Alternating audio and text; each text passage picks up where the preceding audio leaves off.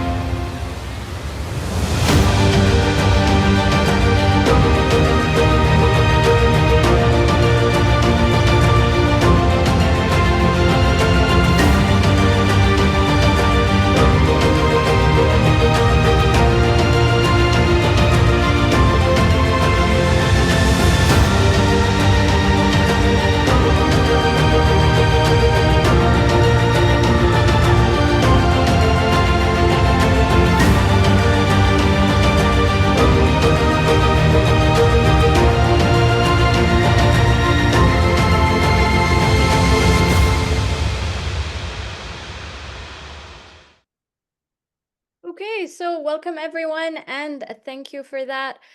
Just before we get started, if I can just...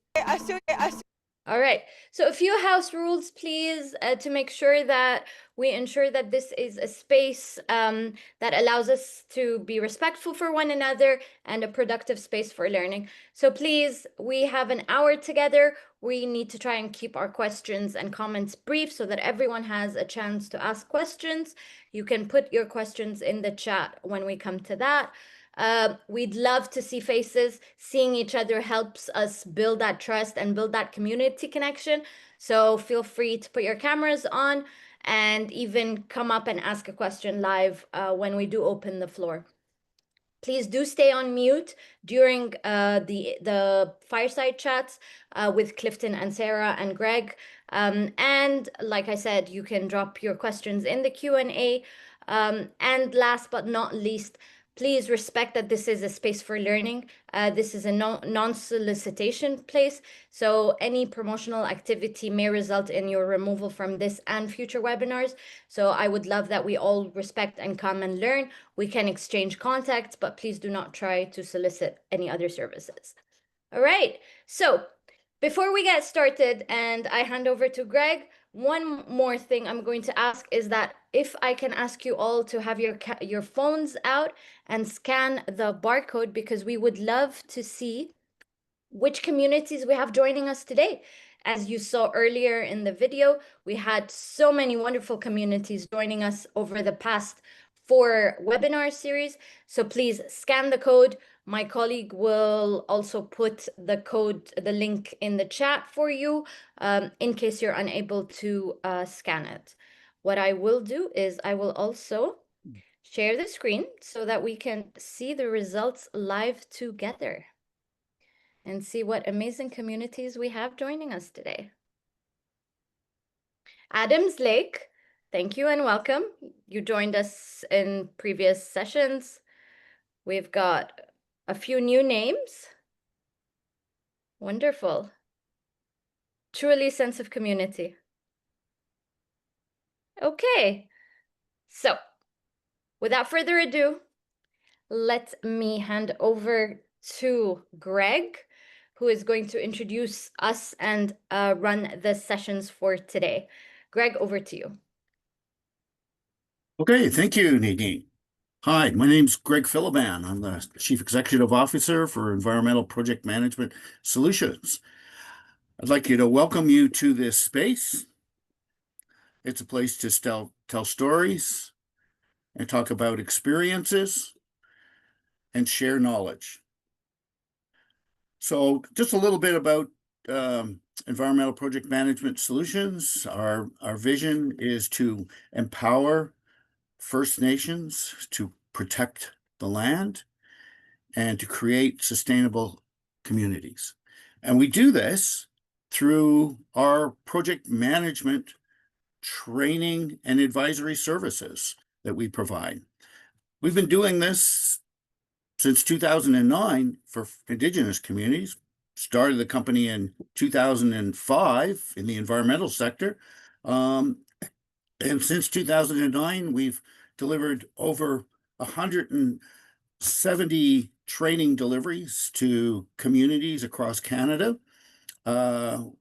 We've impacted close to 480,000 community members with the projects that have been delivered within those communities. And our goal for this space, as I mentioned, is for you to share information, to gain knowledge, to share lessons learned. And I'd like to welcome, with great honor, our speakers today. We've got Cliffton Cross. He's a counselor from Frog Lake First Nation. And we've also got Sarah Chegahno from Chippewas and Nawash. So just a little brief introduction to Clifton and Sarah. So Clifton is a counselor at Frog Lake. He leads portfolios in capital projects, green economics, and infrastructure. Cliff also shares his journey driving major nation-building efforts like a LEAP clean energy plan and sustainable housing initiatives. Sarah is a housing manager at Chippewas of Nawash. Sarah brings a deep community insight and facilitation experience and a grounded project management lens. So welcome. If you check the chat, you'll be able to see connections to Clifton and Sarah. So Clifton, you've had experience with net zero and green infrastructure. What opportunities and challenges do you see for integrating innovation and sustainability into future Indigenous housing models? Take it away, Clifton. Great. Thank you, Greg. I just want to really quickly first start with a thanks for today. I thank Creator for allowing me to wake up this morning to greet this new day. Woke up to a little bit of fog and a little bit of frost this morning in Alberta as the East Coast is suffering a heat wave. I think that's a good story of balance here in Canada, in Turtle Island. I'd like to thank Creator for the sun that warms us all, the earth that holds our feet together, the water that sustains all living things in life, the air in my lungs, and the ether that connects us all to each other and to Creator. With that, the answer to the question is an ongoing struggle to sustain ourselves in a world that has done things for centuries in a certain way, trying to create a model of efficiency and affordability while kind of leaving out the necessities that we now see after the pandemic hit in 2020. That ripped the Band-Aid right off the wounds and revealed long-standing challenges within the housing and infrastructure, especially in First Nations. We have a trifecta of challenges in First Nations.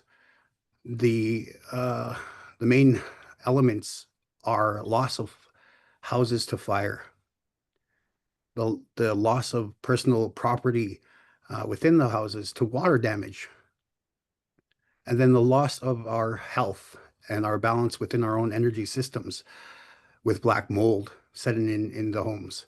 So those three things, I think, are some major obstacles to tackle. And when planning, when bringing a project management team together, they should be at least on the corner of that whiteboard so that you can address those issues in a holistic manner. When we talk about housing, we talk about the most essential thing to human beings. Mother Earth provides the womb, and we actually copy that. We mimic Mother Nature and provide that womb for our families. Inside of the sustainability of making sure that it is a clean place, First Nations, we had our own mode of methodologies across the plains, the woodlands, in the mountains. We discovered ways of sustaining ourselves, using every part of the animal, such as the buffalo, to sustain ourselves. Inside of homes, they provided our shelter. For the Plains Cree out here in Alberta, we made sure that everything was utilized. And that's what the reason why I'm bringing this up is that the buffalo tells a story. We mimic Mother Nature and her creations to sustain ourselves and our well-beings. It's in our storytellings, in our origin tellings. Applying that in a holistic manner with a two-eyed seeing approach to housing and infrastructure is really the journey that we should all be on. We are being asked to lead. We are being asked to apply our Indigenous knowledge, our two-eyed seeing approach, alongside a golden age of green technology.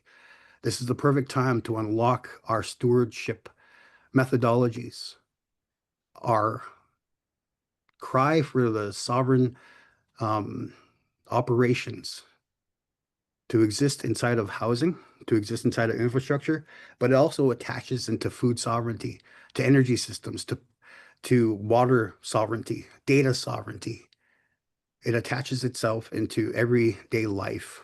And raising a child within a home needs you to be fully aware of those holistic connections. So, Greg, I think that seeing opportunities inside of challenges is exactly what we do. For 150 years here in Canada, specifically in Treaty 6 area, we operated with a lot of challenges in front of us, creating our resiliency, creating our stance on the environment and what we need to protect. We only were given one home, and we only borrow that for the time that we are here from our children and their children.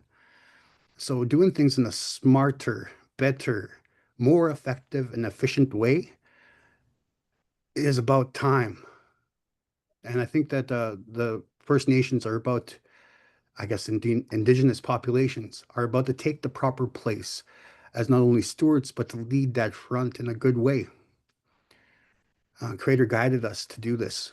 Creator guides us daily to do this, to operate in a way that has taken your opportunity where it is, leaving the space you occupy in a better way than you had entered it. I think that all of our elders openly speak like that.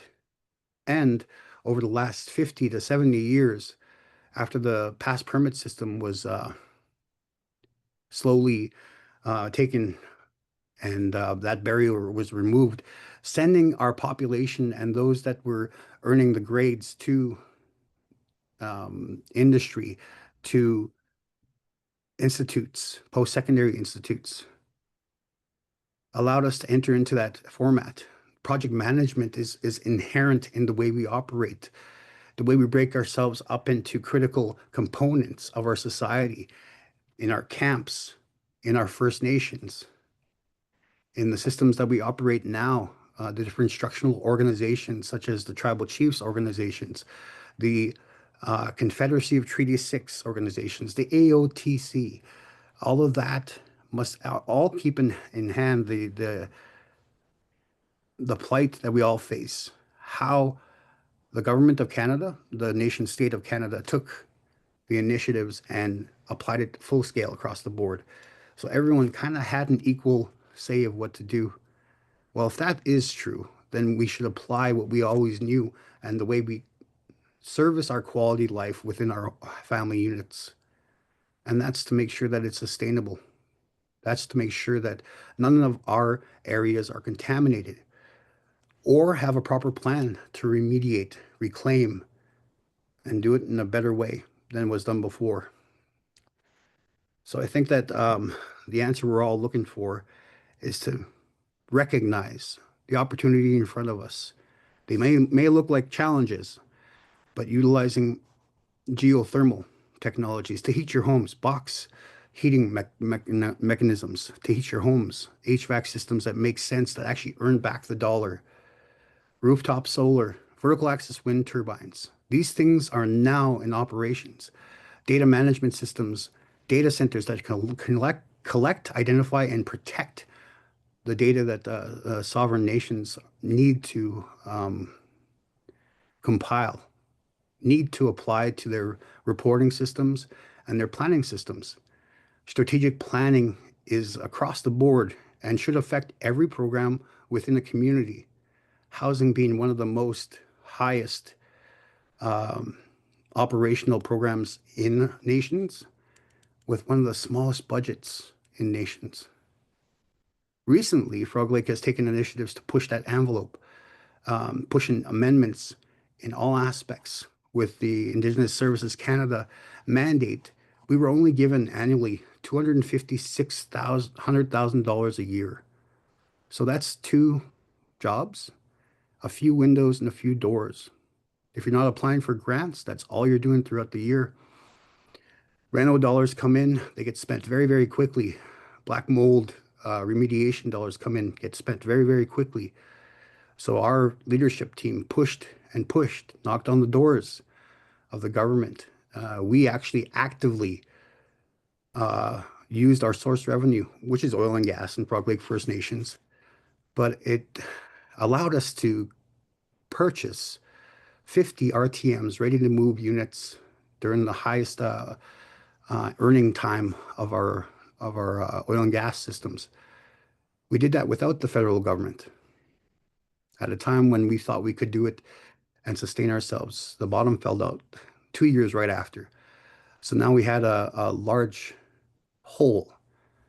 So planning and strategic planning to actually meet and accommodate with alliances of the federal and the provincial governments to make sure that First Nations were looked at in a different way, not just the third or fourth world that we exist in today, but be able to envision a path where we're once again managing abundance and prosperity like we were before colonial times.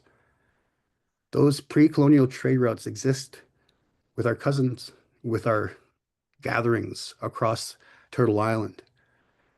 And I believe that we can share, just like we promised in the treaties, that abundance and prosperity.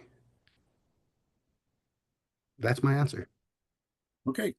Cliff, what do you mean by the RTM? I'm not familiar with that technology. So ready to move. It's just basically a pre-assembled house. So I'm living in one right now. My home was actually one of the 50 homes delivered in 2014. And it came in 2 parts, right? We do the foundation, they ship it in 2 parts, the first floor and the second floor, pile it on top. You don't get what you would get from a stick build. Your envelope is not what it's supposed to be.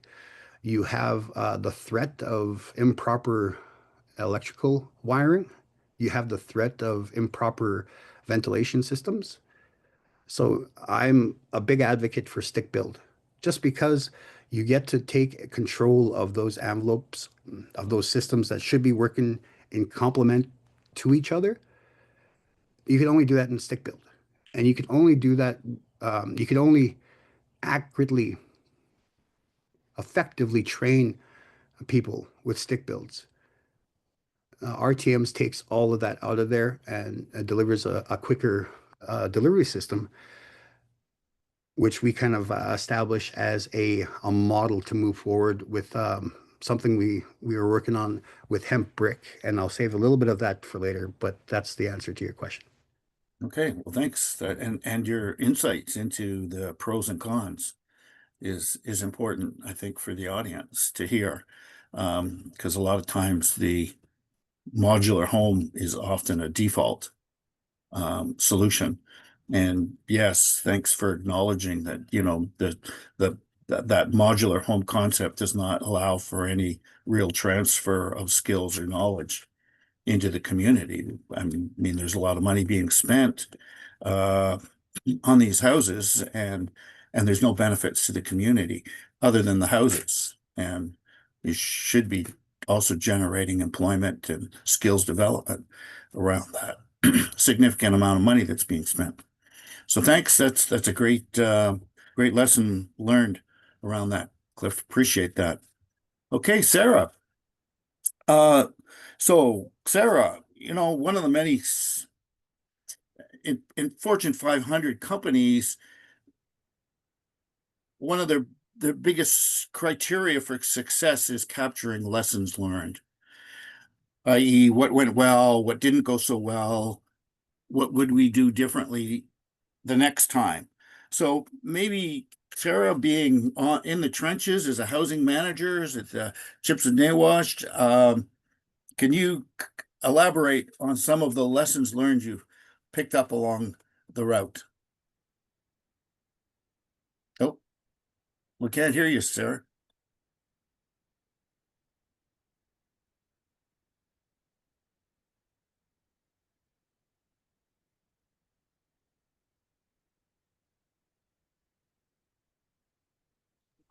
Sarah, maybe try muting and unmuting again. It could be an issue with your audio or your permissions.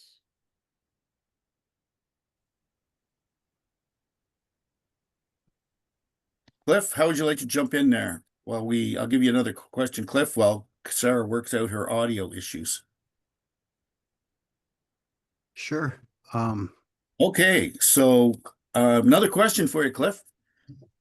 So there are many barriers and complex issues to implementing housing development projects on the res. What role do you see as project management playing in navigating through those barriers and complexities?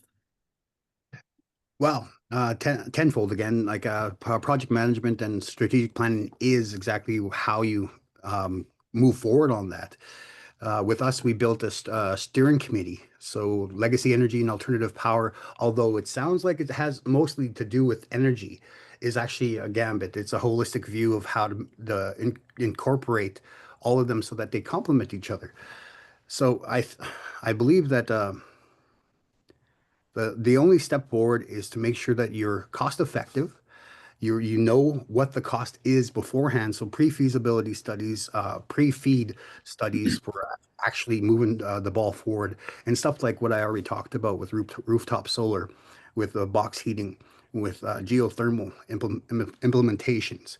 And of course, there are no regulations for that. So now you got to think, how does a First Nation actually create its own regulatory systems and legislation to actually operate and enforce the effectiveness of this? In First Nations, we have substandard utilizations of codes. There are no codes. It is the Wild West. If I just speak for Alberta, then I know that my First Nation brothers and sisters would be laughing and agreeing with me, because it is the Wild West. You have a couple of select companies that come in, get that big dollar, because sometimes we get large amounts to pull off some housing, and then they leave with contractors that are basically startup, that kind of get the base load of knowledge, and then the people that gave the knowledge leave, leaving them with almost a uncompliant way to move forward with any codes or operational systems. So yes, we send people to school for training and employment to understand those regulations, but the ones back home become the contractors. And in almost every occurrence, I think 85% of our buildings, there are a lack of compliance with even the substandard codes that existed 15 years ago. Asbestos is one example of that. We still kept going even after its banning, using asbestos in homes, using improper mechanisms to actually stain the houses using oil that made them matchboxes. Frog Lake First Nations had 487 site for homes, residential sites. We lost 29 of those homes to house fires in the last 5 years since I've been an elected official. It is apparent that not only do we allow certain things to happen outside of our controls or turn a blind eye to it. I think that this is the time to actually take the reindeer by the horns, the buffalo by the horns, and steer it in a direction that makes more sense. Go above the proposed codes that exist. The provincial and federal codes, I think First Nations have the opportunity to actually apply those towards net zero initiatives. Applying that two-eyed approach, because if you all remember, right up to 1950, the past permit system kept us inside of our First Nations, looking out at the problems being created within and without, outside of our borders. It gave us an opportunity to retain our spirituality, our culture, our ceremony, our language, but it also gave us the ability to see without the need to actually look for validation. It gave us the ability to actually be critical in our own backyard. And now I think we have the plans to actually apply what we all know is true. If we're going to do something, then we got to do it where every part is actually planned for, and everything that falls to the side is meant to fall to the side for something else to improve from. I think the building standards is exactly the route we need to take. Frog Lake First Nations has applied for the Building Code Acceleration Fund, and I hope that we get to do in the next 4 years some beautiful work, taking what we learned with the Towards Net Zero funding initiative from NRCAN over the last 2 years that's wrapping up this August, that we've developed two net zero buildings, 2-story, 8-bedroom homes, effectively operating in traditional means where you actually can skin your kills, your hunting kill, your the animals, the deers, the rabbits in your own home, have a proper ventilation system, and then a smoke shack to actually take care of it. That doesn't stop there. The culture component flows into the house where you have that box heating and proper ventilation where you could smudge anywhere in the house and not affect anyone's asthmatic conditions. Now, we did this in a certain way to apply to children in care, returning to First Nations. Imagine being able to return 8 children to the First Nation it belongs to in the most clean, energy efficient, sustainably built homes there can be. And I know that the funding that goes into that, these are $1 million homes, but they can be brought down. The price of them could be brought down with more sustainable buildings. Yes, we imply our hemp bricks. And Greg, can I go right into that right now? So Frog Lake, Sure. Frog Lake took that initiative of what I was talking about with the buffalo. We actually call it the green buffalo. And in 2019, a young gentleman by the name of Tayson Dejelay got up in their band meeting, took the mic and told us, it's about time we farmed our own land. The farmers off reserve were the only ones that actually farmed on reserve. So he said, we have the land to do it. Why don't we farm our own land? Why don't we grow hemp? Why don't we utilize one of the 100,001 things that hemp can do? So right before the pandemic, I took my time in researching the heck out of hemp. And right after the pandemic closed and conferences opened, our partners right next to us in the town of El Point introduced us to 3 companies. Alive from Lithuania, who actually do hemp hearts for nutritious super bars for box retail stores such as Costco. They became our partner, and we are working on establishing a plant inside of the town of El Point. But they also came out and helped us grow the actual plant in our lands. We did 700 acres of non-organic hemp growth last year. We are focusing on 10 acres of organic for the food systems this year. That's two companies. So we have our Nigawi-Uski Mitsubin, the Mother Earth Foods, and we have Waskanamin-Uski Moving Earth, which is our agriculture. Then we reached out to a company from Quebec, the Logistics Unicorp, largest textile company in Canada. They are servicing a contract for the next 30 years for the Department of National Defense here in Canada to service their garbs for the military. We will process the hemp and provide the 30% material base needed to provide for that contract. That is Uski Hemp, and we are in the town of Vegreville building that processing plant. The fourth one, as natives, we are bound to the laws. And the fourth system with our green buffalo is the hemp brick, hemp cladding, and zip line, the company called Asni Katemwak. So with an Ethiopian partner, Tam Tekel, who's served in the building industry for at least 25 plus years and as a professor in biotech. We took the innovation and his ability to reinvent the future alongside our ambition to actually do this in a proper way. And we now produce 500 hemp bricks a day in the town of El Point that are going to be servicing the building of sustainable homes that take care of that trifecta. No black mold, fire resistant and water resistant. We are building our first yurt. It's an alt-air octagonal home, has a loft that's 1,700 square feet. We call it a tiny home, but it's not that. It's something different, something that can service people with disabilities, elders, people that need to occupy a smaller space.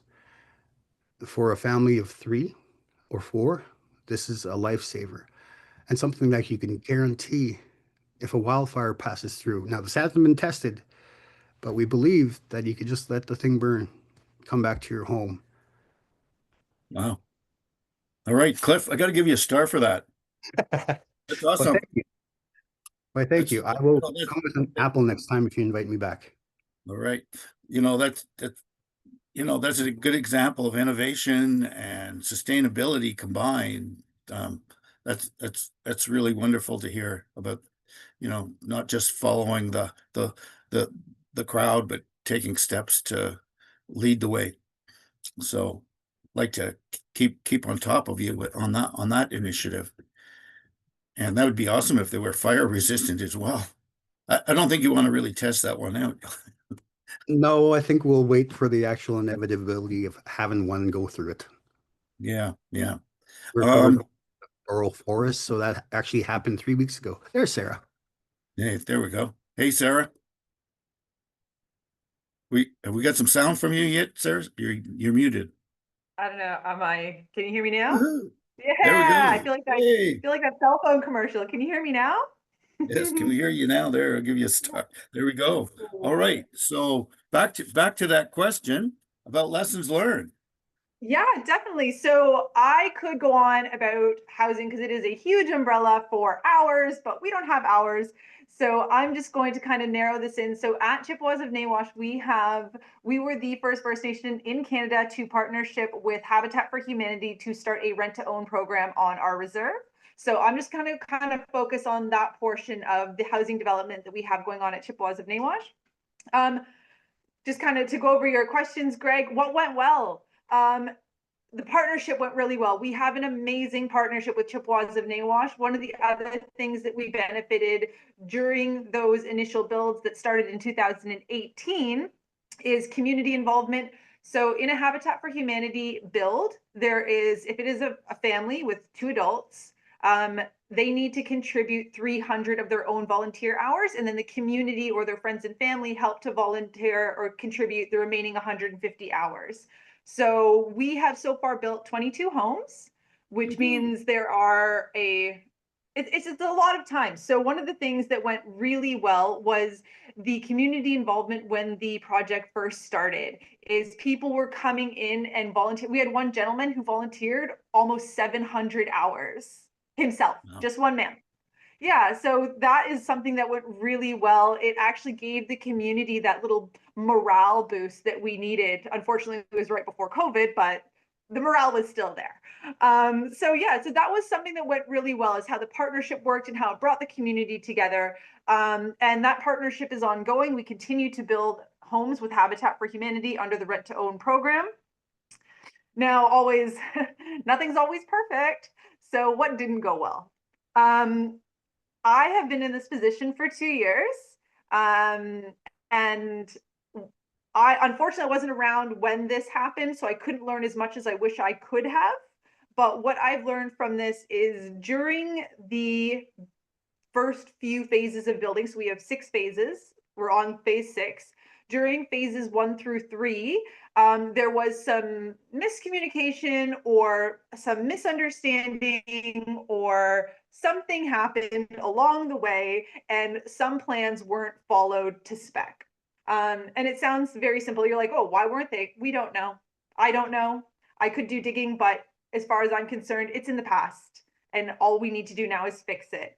So what I learned is, if I could go back in time, I would, for everyone, for all the housing managers out there and all of us, we're busy people. We don't have all the time.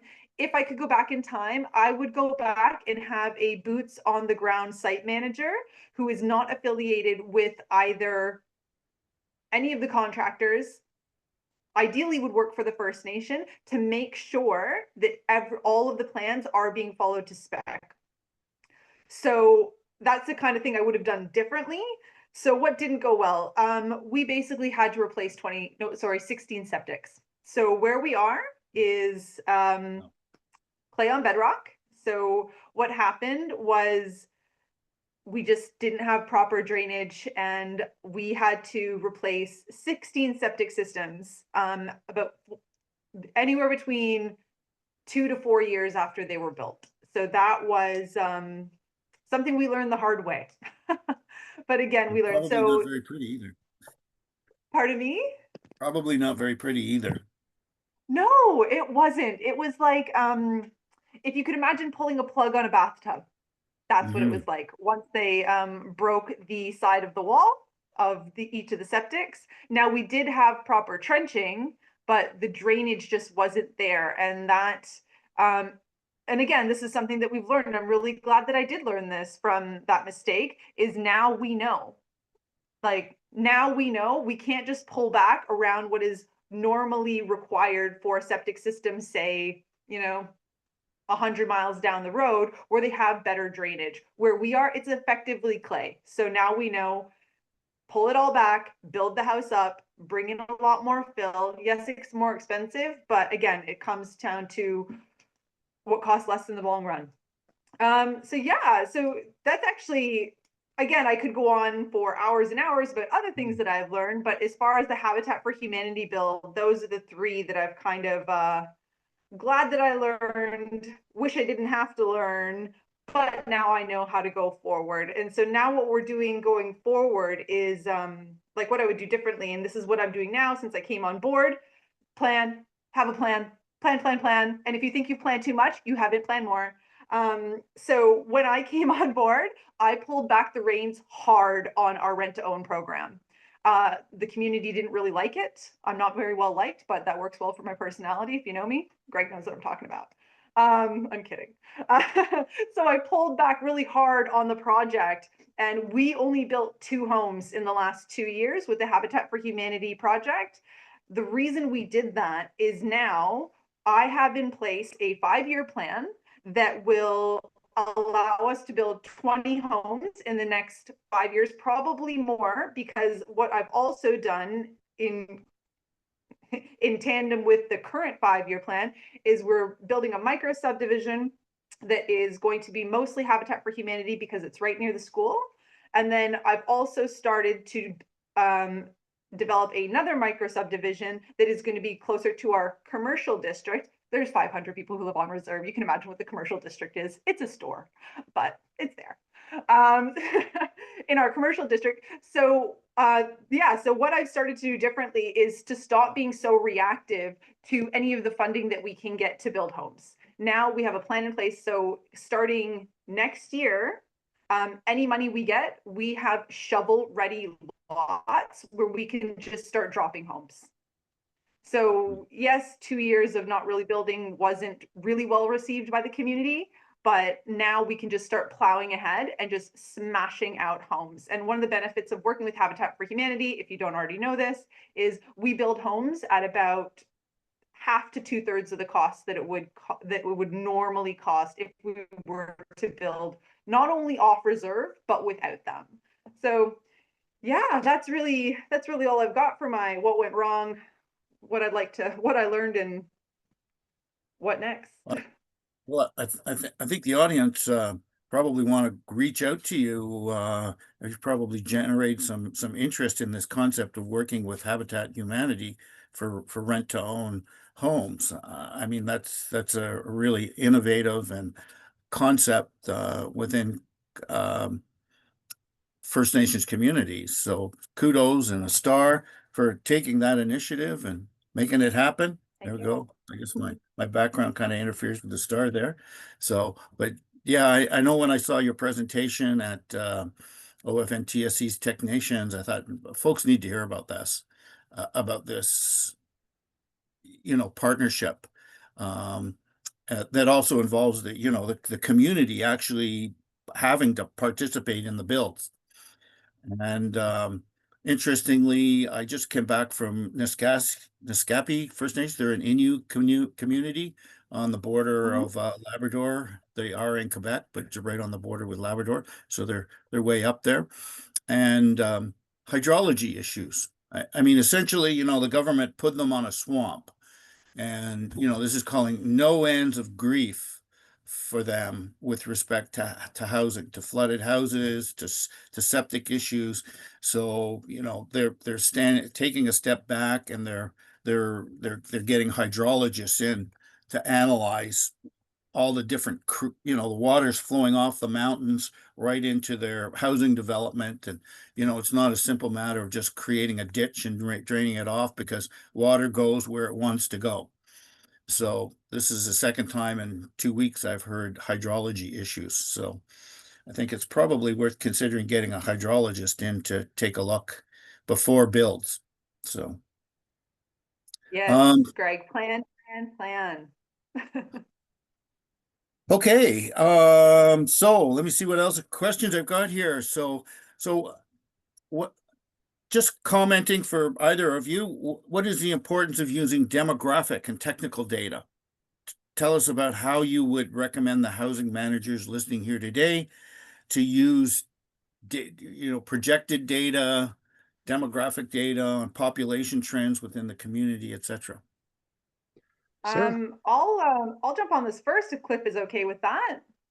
Wonderful. So one thing I've learned since I've come on board as a housing manager in Canada is there is no, and we all know this inherently, but some people need to be told.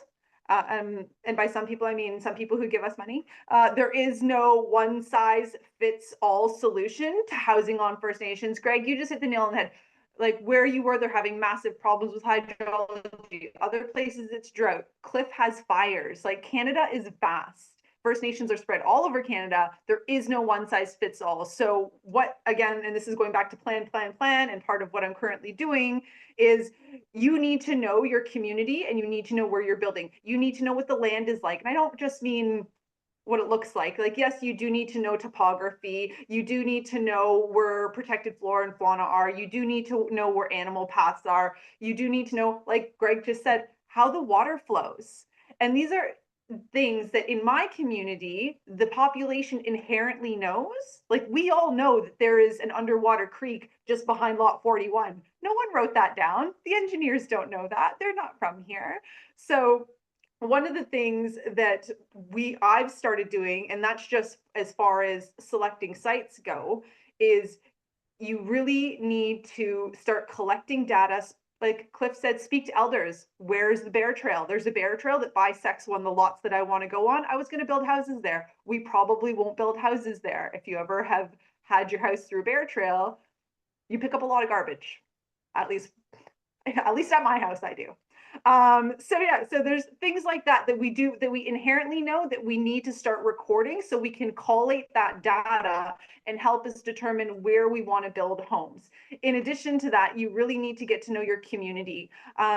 So what you need to know, or what I need to know, and what I imagine other people need to know, is how many families do you have on reserve? How many of them are overhoused and overcrowded? Not overhoused, sorry, overcrowded. Nobody's overhoused. Well, some people are. How many are overcrowded?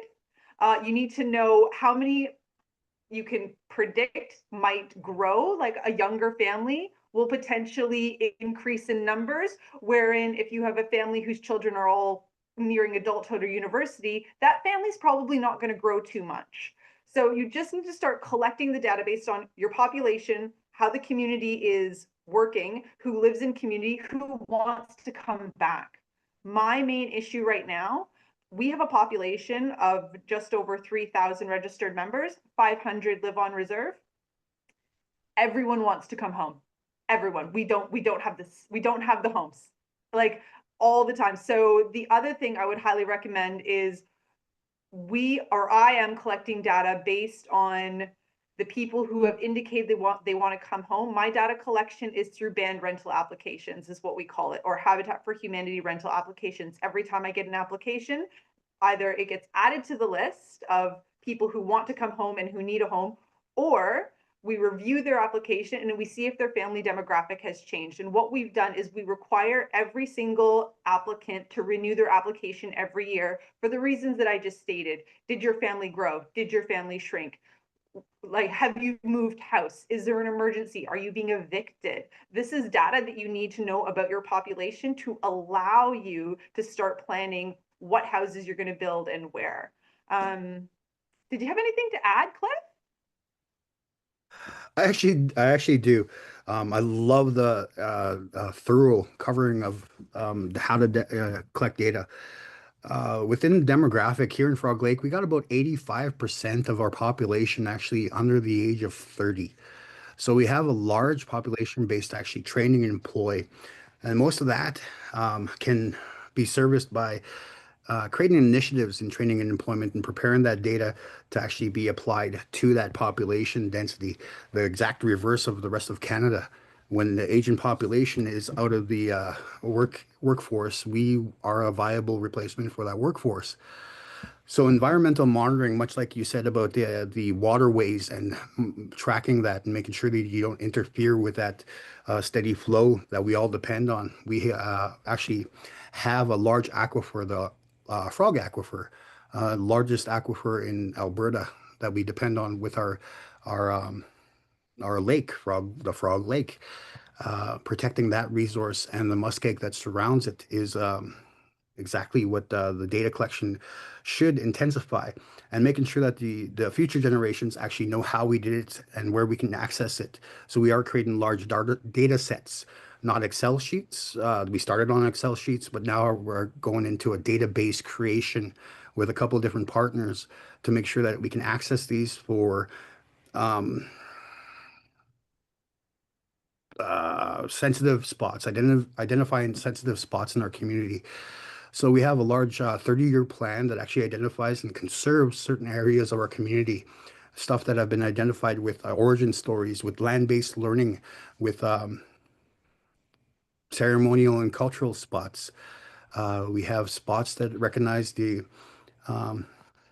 little people that we go out there and take our young ones to from the elementary school. We collect sage. All of that is protected right from our school to the beach of the lake. The cultural and ceremonial spots, yes, but the environmental spots as well. We learned our lesson a few years back about affecting the way of the beaver. We got rid of a couple dams and suffered greatly with a large flooding of our areas that we were not prepared for. So understanding the environment and making sure that people, experts are there to actually make sure that we are doing the right thing. Yes, we have our traditional methods, but science helps a hell of a lot when considering ramifications. So using that data to actually create the throughways that I talked about for training and employment initiatives. Speaking to the province and the feds 10 or 15 years ago, I did a training initiative called the Sports Site Development Program, and we brought both the province and the feds to the door to provide a capital project, the building of 4 baseball diamonds, concession, and all of the stuff that go inside of that. So we implemented a training program for electricians, pipe fitting, carpentry, and heavy equipment. Now this inspired ISC, Indigenous Services Canada, to come back 15 years later and say, let's do this again. The same trades, but on top of those trades, we're going to apply innovation battery storage. We have a company that we're launching that is called Thunderbird Power Systems, and that is a salt battery, a thermal battery that stores energy for a long period of time, paired with a H2 cogeneration unit that we're actually developing right now. It'll take us 2 years to deliver that to the market, but it's something that's innovative, actually provides large byproducts of CO2 and water, almost pure drinking water, just needs to go through a desalination unit. And the CO2 we inject into our hemp bricks and sequester into that hemp bricks. It actually creates a stronger, more durable material. We have a Bluetooth delivery system that could effectively take out the need for infrastructure. Your power poles, your trenching of electrical systems can now be taken out because you have a Bluetooth delivery system that can be a transmitter on your highway that could go directly out about 17 to 24 kilometers to deliver electricity to a house without power lines. Imagine the cost savings of that.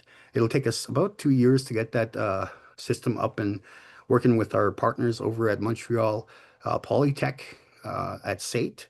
And we believe in this system. This is the kind of outside of the box thinking that people need to do. Imagine if you had a cogen alongside your road that powered or was powered by not only hydrogen, but offtakes of a vertical axis wind turbine that looks like a tree. We actually have the first one going to be erected right by our high school this coming week, that helps power our greenhouse right by the high school. That is also augmented by rooftop solar from the high school. But anyway, imagine having that cogen power a delivery system, which we call Wind Rider, deliver the energy to the house and store that energy in the salt battery. This effectively makes every single home an energy management muster point. We all know what happened in the pandemic era. We all know that we had to isolate ourselves. Well, most of those people couldn't earn $1 while in the pandemic if they didn't take the whole COVID free check that was handed out. So reducing those costs, those expenses, and then creating a collective, a cooperative, not just a corporate body that is an energy utility, but every homeowner, every band member becomes a shareholder in an energy system that not only reduces their costs, but provides rebates. This is the outside of the box thinking that Canada and Carney's Build Back Better plan needs to actually identify with. If you're going to do stuff in a different way, please commit to it. 150 years of doing it back asswards, excuse my French, doesn't compute anymore. This day and age, we have a generation that does know the wrongs that are happening inside of our systems and want so badly to correct it, but they need direction and they need a path. We just need to apply it. That's awesome, Cliff. Oh, sorry. That's awesome. I just want one more point. Pre-feasibility, those feasibility studies are key. Without them, you don't have a leg to stand on. Proper collection of that data is the foundation you have to build off. Okay, so like to see all this, all kinds of different data going on here and utilizing it in valuable ways. So don't underestimate the power of data. As so from two different perspectives, from Sarah's perspective about demographic and around population, and to Cliff's concepts around collecting data around how to use hydrogen and CO2. I'm really curious to see how that all shakes out. That would be so cool. So got a couple more minutes left here. Mary, maybe we'll get back to Sarah. Sarah, if you could give 3 bold, practical recommendations to folks listening in for how to solve some of the Indigenous housing problems that exist. I know that's a tall order. I feel like if I knew that, yeah. Oop, let's unmute me. Oh, you're good. Oh, there we can hear go. you. Can you guys hear me? Yeah, perfect. I was just gonna say, if I knew, if I had those answers, Greg, I wouldn't be here. But things that I wish, let's call it a wish list. 3 things. So as far as what needs to change at the community level, one of the things that I've seen over the years and years, I was born and raised on reserve. I don't live there right now because there's nowhere to live. I work there. Oh, and sorry. One of the things that needs to change at the community level is, especially that Clifton alluded to this a moment ago, is during COVID, we all isolated ourselves. We kind of lost that sense of cohesion that we need to move as a unit. So at the community level, one of the things that I'm trying to focus on, and this is something that's, again, what I've learned is tapered off during the Habitat for Humanity rent to own project, is we do have less interest in community members volunteering hours to help these families build homes. It just requires a little more pushing from us, from Habitat for Humanity and the families, to get those volunteers to have the same amount of enthusiasm that they did 8-9 years ago. So one of the things, like, if you can get your community to agree to one plan and move towards that single goal as a cohesive unit, you will move faster. If you have people who think that maybe I should do this or maybe I should do that, and then everybody has different ideas of how we're going to go forward, you spend more of your time on the phone or explaining to community why we're doing the plan that we're doing, as opposed to actually implementing the plan.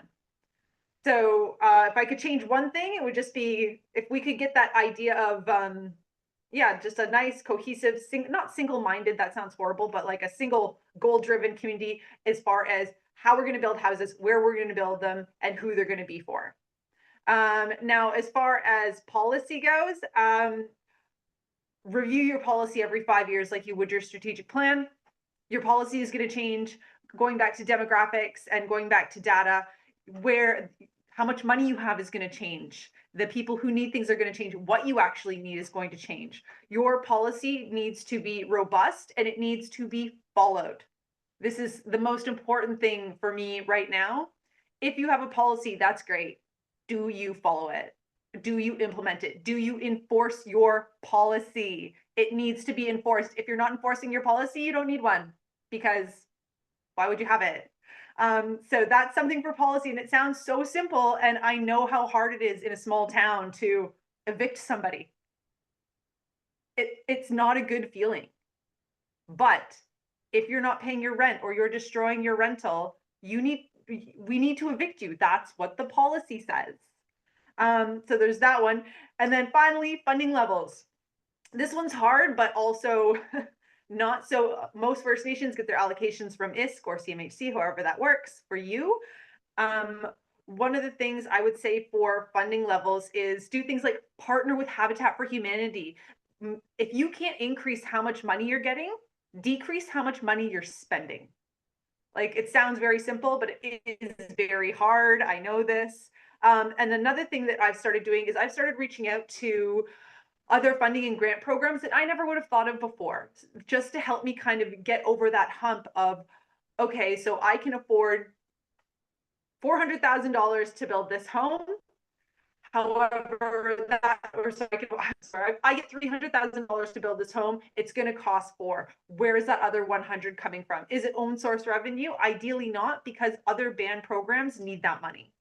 Do we increase rent? Or one of the other things I started doing is just reaching out to other, I'm constantly researching grants. So I recently got one that'll allow me to paint a bunch of houses. There's actually a paint shop, not a paint shop. There is a company that has all of this like off tint paint, and they just give it away.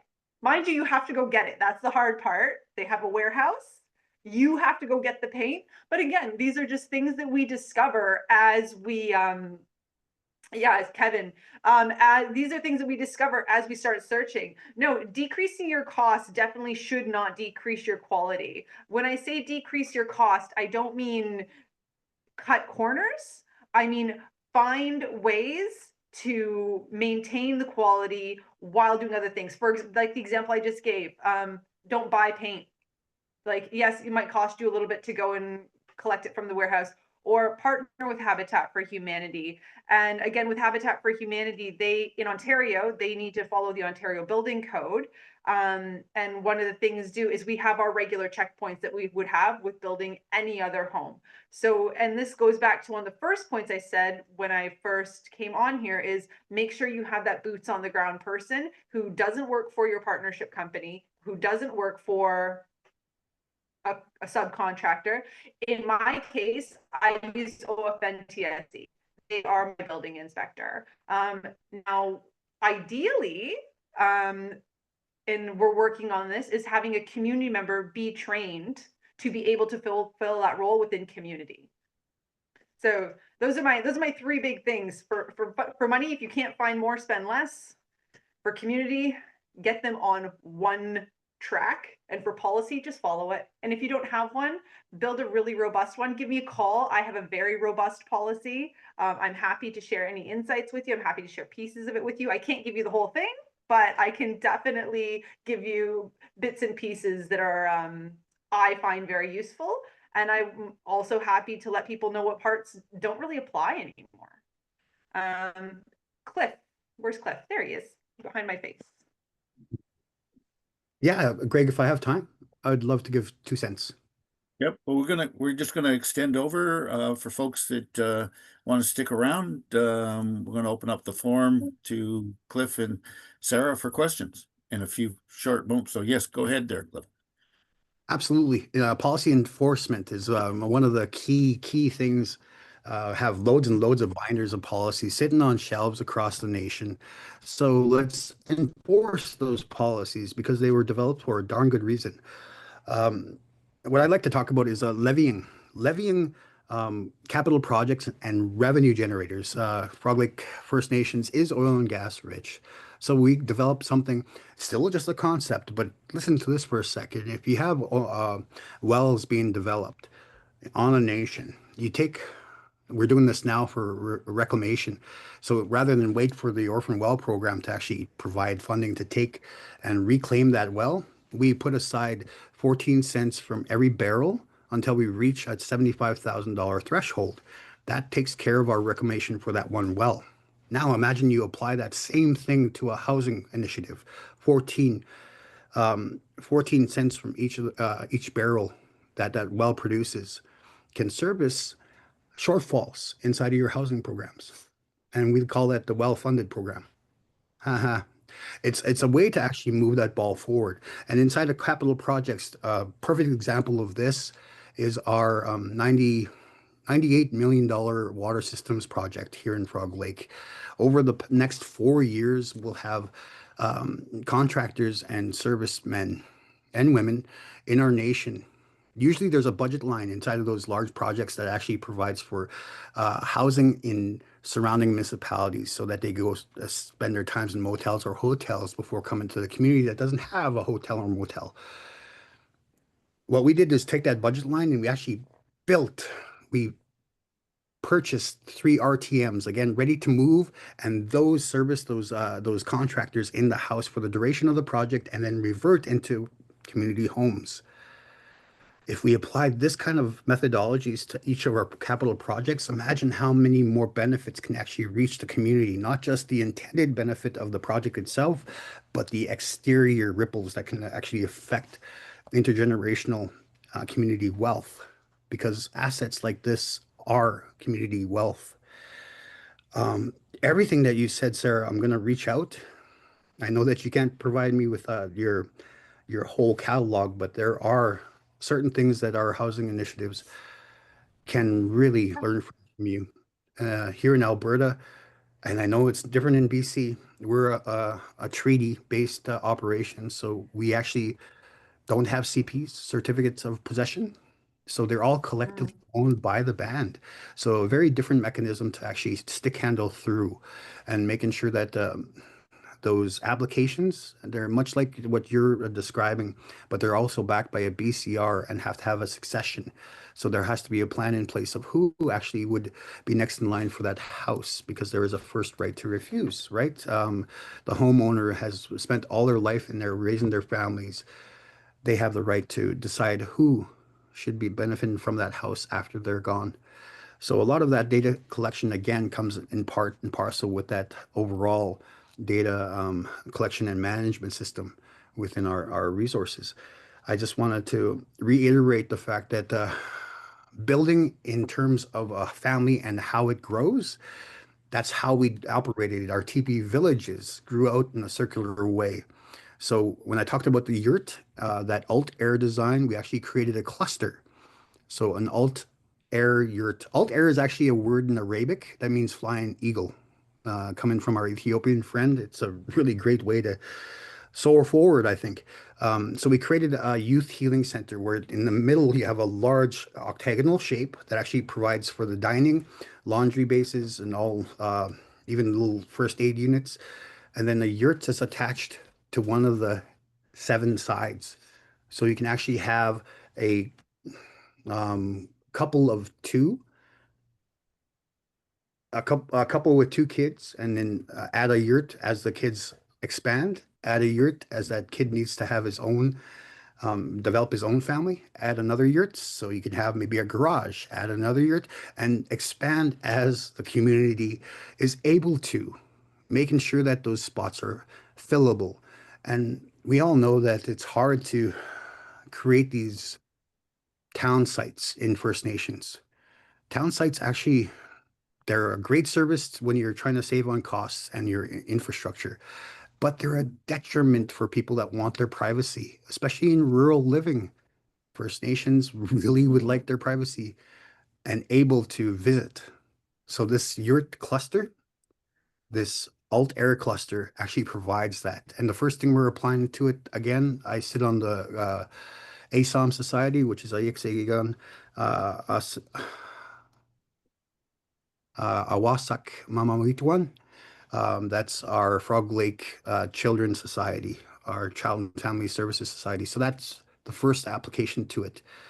It'll service 7 children who are special needs coming home to a community that now can have and provide those services inside of this home, putting it right by the lake where they can operate in a beautiful setting and share in not too far away from our land-based learning strategy with our education system. See, making sure that those systems are operating to serve each other. The child welfare system serves the education system and vice versa, making sure that all apply to each other. In terms of housing, someone They that all suffers, kind of fit together, eh? it All does. this. Someone that suffers from disability, it should be given all our tools in every tool belt. And then making sure that it, of course, it's a sustainable action, but it's a long-term recovery system and the safe space to recover properly. We want to apply this again to addictions and elders' homes. So great to see how you're using housing as a circular approach to solving all kinds of issues in the community. So thanks for that. That's a great concept. You should see my I box know diagram. community I was working at providing training Uji again back in Quebec. You know, they had built all the houses in arcs, which was a traditional way, and they were all shaped like longhouses, and they were tiered up, and it was all central heating from a steam plant. And they were getting all of the slash from the local forestry company. So they said, yes, we won't push back on your forestry operation, but we want all the slash. And the slash was feeding and the lumber company was more than glad to get rid of the slash, and they truck it in every day, and that provides the heating system for all of the community. So there are innovative solutions out there. We don't have to go with the traditional cookie cutter ISK box. There are better solutions. So, um, so, um, so in the sake of time here, I'd like to thank our incredible speakers. It was great hearing from you. I'm sure the audience is more than glad to have participated to hear some of your great ideas. So before we take any questions, I'd just like a couple of announcements about we're going to be taking a bit of a break over the summer for our webinars.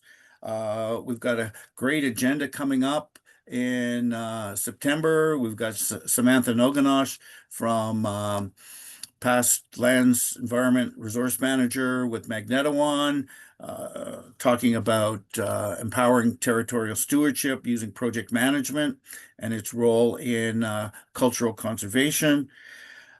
So again, lots coming up in the fall. We want this space to be where knowledge is shared in a way that translates into action and sustainable impacts. So to help us shape our discussions, I'd love to get your thoughts on what you find to be your biggest challenge. So take a moment, scan the URL, let us know what your challenges are. I think if I interject here, Greg, one of the things that we've also heard from both Sarah and Clifton about the obstacles and challenges are things that could be solved with project management and a solid project management plan, things like communication, the budget, making sure that the community vision is clear across all of the stakeholders. So if you're feeling that there are any challenges that you have, please click the QR code. Our colleagues also sharing the link, and let us know what challenges you have so we can have wonderful speakers like Sarah and like Clifton come back and address these challenges. Yeah, thanks for that, Nadine. For sure. Heard that pretty consistently through the presentation. Lots of places where project management can help out with a lot of those issues. Particularly, I heard the reference to a lot of doing the planning up front is going to solve a lot of problems. Down the line, hiring a site manager or project manager to oversee what the consultants and contractors are doing. Just don't let them run roughshod over you. And the amount of money that is being spent on the line item for project management on those consulting contracts is just insane. How does a First Nations claw that back? Well, get some training from us, and you can start clawing back that and keeping that money internally and training your own project managers to maybe even take over the delivery of the project, but as a minimum, to be at least overseeing the consultants and contractors, and to be asking tough questions, and to be able to ask intelligent questions about something they may not know anything about. So taking that, if you can fill in that survey on the challenges, that's helpful for us. And our next webinar is coming up September 16th, as I mentioned, with Samantha Noganash. So these things happen every 6 weeks. I think I saw a question about registering. We'll have registration open for the September 16th webinar coming up. Just give us a day to get the Already live, so you can just scan the code here and you'll find yourself taken to the event page for the event on September 16th. We will also be follow us on social media, as well as sign up to ENVPMS's newsletter. You'll also be updated with all of the webinars and upcoming topics. So if for any reason you want to have any questions, feel free to get in touch with the team as well. Do we want to address any, we got about, I think we can extend this to 1:30 Eastern. So if there's questions that folks have, please jump in. I think if Sarah and Clifton have a bit of time, we do have 2 questions from the audience that we can address. Yeah? Is that okay? All right. So let me just bring Sarah.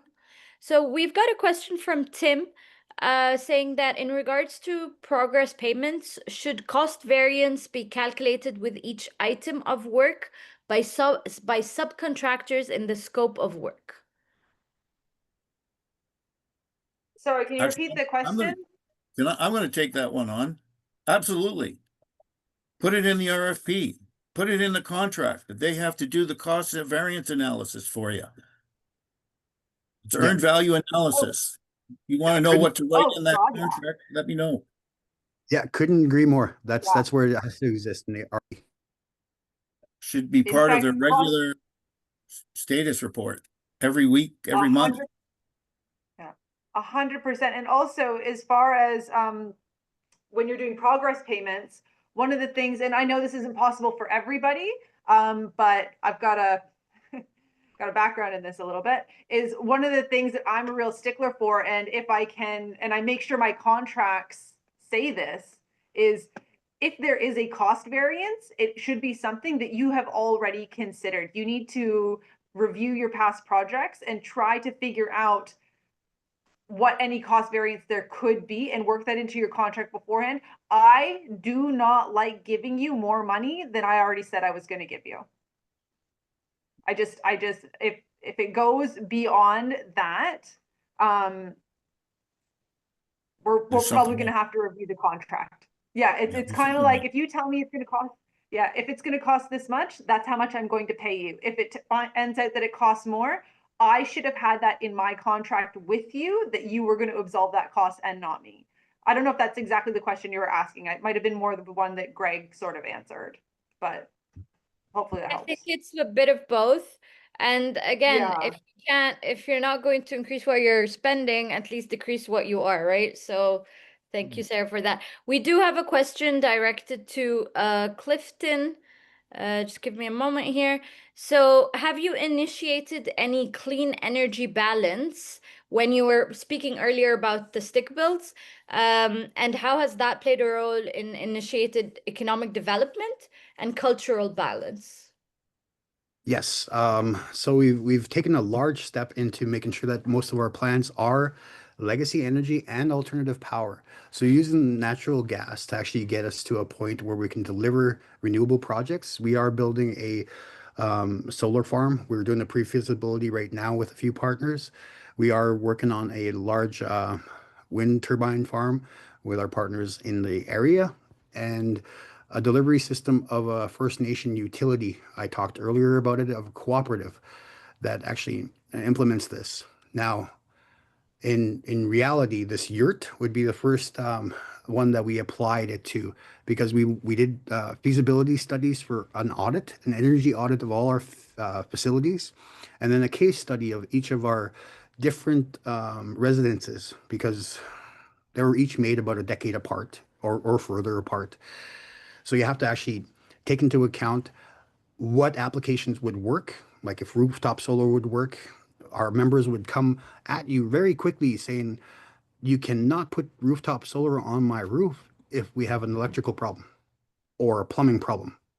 Fix that first, so you create that foundation, meet the needs that are required for just basic structures, and then apply the actual additives, because you don't want to cart before the horse thing. You run into a lot of problems. And again, we're not applying it until we are ready. That's why the plan, and then plan again mentality is so secure in creating that foundation. If you step out of line along the way, it could result in some great mistakes that will detriment your ability to move forward in that path.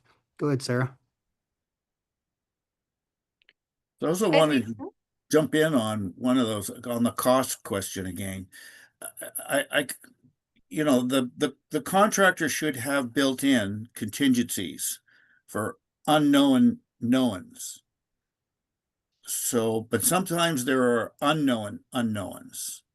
And that really becomes, that's really not on the contractor's side to know about unknown unknowns. So, you know, an increase in lumber costs because of tariffs or aluminum costs because of tariffs. You can say, well, how was I supposed to know that there were going, you know, there were going to be tariffs implemented?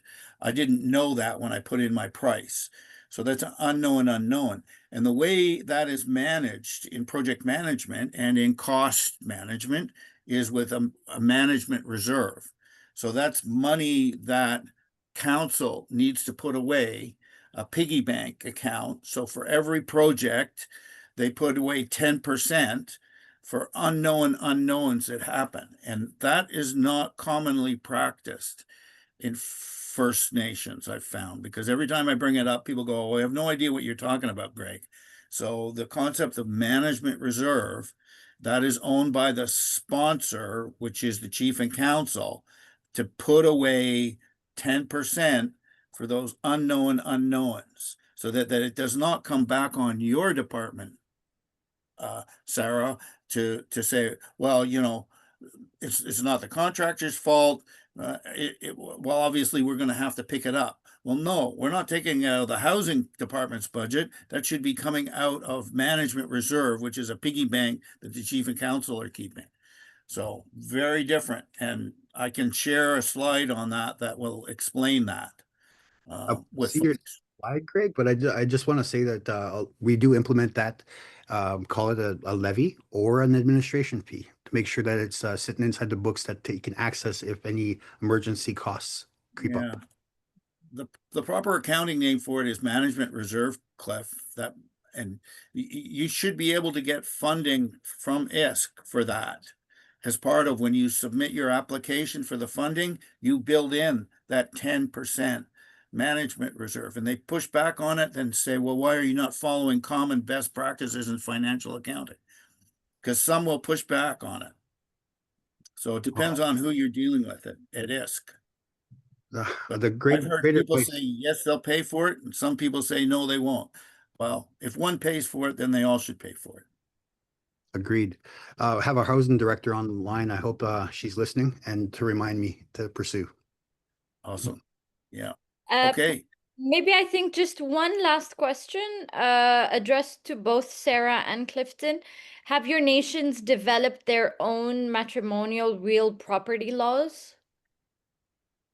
Sarah, if I can go first this time. We have a couple different mechanisms for that. So the membership code actually entails occupancy code within residences, and then a residency bylaw. So we are working on several ways to skin that cat to make sure that we're not leaving gaps for any misinterpretations. So yes, Frog Lake is taking those steps. It's a long process, but it's warranted to make sure that we don't miss anything along the way. Great. Sarah? Yeah, and on our end, we did write a matrimonial property law or bylaw is kind of what we called it.